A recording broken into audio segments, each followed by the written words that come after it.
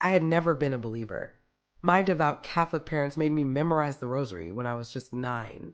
But by the time I hit 12, I began asking the kind of questions that made Sunday school teachers shift in their seats. Fate and I parted ways the day I realized I couldn't reconcile what they preached with what I saw in the world. As a young Sri Lankan immigrant in a small Australian town, the world was anything but kind. My solace came in books, a universe of stories housed in the dusty corner of the local library. When I'd exhausted the few books I was allowed to borrow, I'd swap stories with classmates and devour whatever pages I could smuggle home. You can imagine my disbelief when I woke up to a world where time itself seemed to have unraveled. The car accident should have been the end. I remember the blinding lights and the sickening crunch of metal. Then, darkness. And yet, instead of nothingness, I opened my eyes to an alien sky. A hazy mauve expanse that hummed with an eerie calm. The air burned my lungs the second I gasped. It was sharp, acrid, like breathing in smoke laced with needles.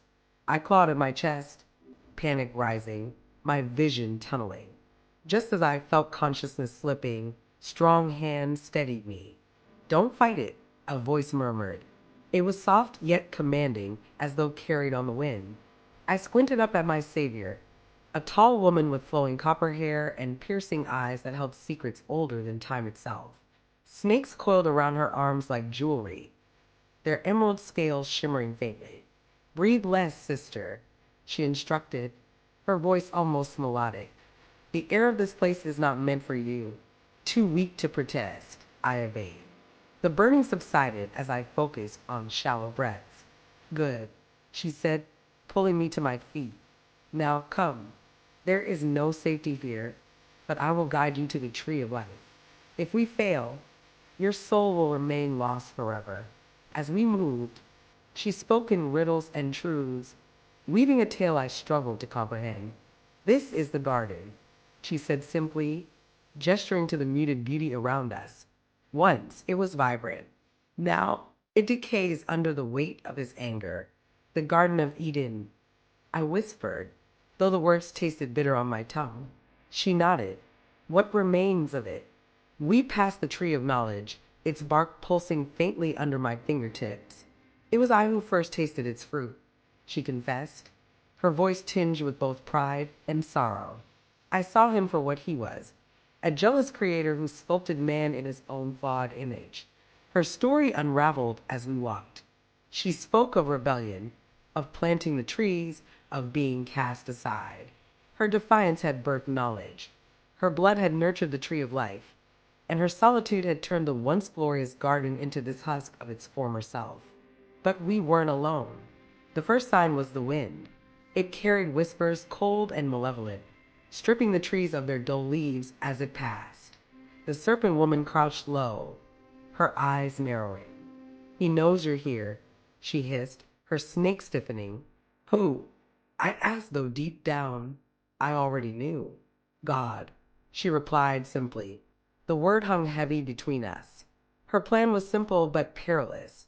Distract the cherubs, fearsome guardians with faces that shifted between man, lion, ox, and eagle, long enough for me to reach the tree of life. "Once you eat of its fruit, you'll be free," she promised. "But remember this, no matter what happens, do not look back." I wanted to argue, to beg her to come with me, but there was no time. The cherubs had spotted us, their flaming swords casting an ominous glow. "Run," she commanded, launching herself at them with a ferocity I hadn't expected. Her snakes joined the fray, striking with precision. I sprinted toward the tree, the ground trembling beneath my feet. The whispers grew louder, almost deafening, and I knew he was close. I dared not look back, even as tears blurred my vision. The tree of life stood before me, radiant and untouched by the decay around it. With trembling hands, I plucked a fruit, a pear-like orb that glowed softly, and bit into its flesh. The taste was unlike anything I'd ever known. Sweet, eternal, infinite.